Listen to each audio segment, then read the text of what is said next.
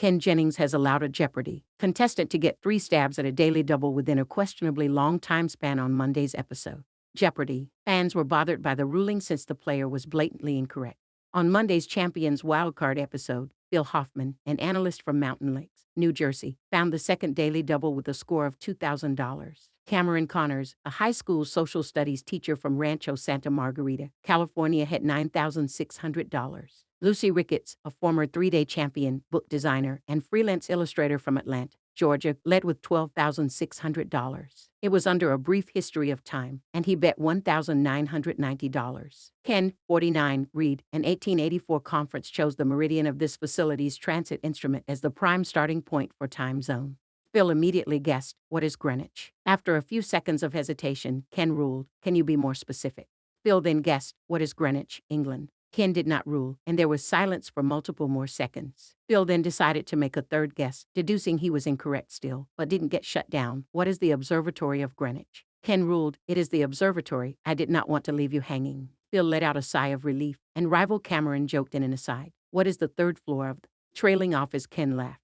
Fans discussed longest daily double ever. Fans took to Reddit unhappy with the ruling and felt the host should have said no after the first or second responses, which were emphatically incorrect. One user wrote, "I'm sure there aren't any official stats on this, but daily double 2 is almost certainly the longest amount of time I've seen given for a daily double. Maybe ever. At least it felt that way. 3 cracks at it, even with proximity to the answer, in about a 10-second time span is pretty forgiving." Another fan replied, "The clue clearly asked for a facility, so why he got 3 chances to respond, I don't know." A third wrote, "I was thinking the same thing. If the clue was this facility was the world's first indoor baseball stadium, and I said, 'What is Houston?' Then once given a be more specific said, 'What is Houston, Texas?' Would I be given a third chance to add Astrodome?" I think Ken was being generous because Lucy already had a huge lead, and a neg would have dropped Phil to $1. Phil got away with 1 on the Royal Observatory. Cheap. He should have timed out, wrote one more on X. The ruling did not impact the results as Lucy had a stunning runaway performance by Final Jeopardy! Phil had $990, Cameron $6,800, and Lucy $16,200.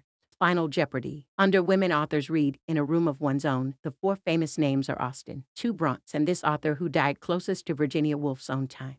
What's more, only Lucy was correct with Eliot as in George Eliot adding $500 to win with $16,700. One fan gushed in the same forum, "Congrats, Lucy. She was one of my favorite players doing her season. It would not shock me at all if she wins the whole thing." Another wrote, "I was impressed with Lucy's knowledge of heavyweight champs. Any gal who can get Rocky Marciano from a photo is okay in my book."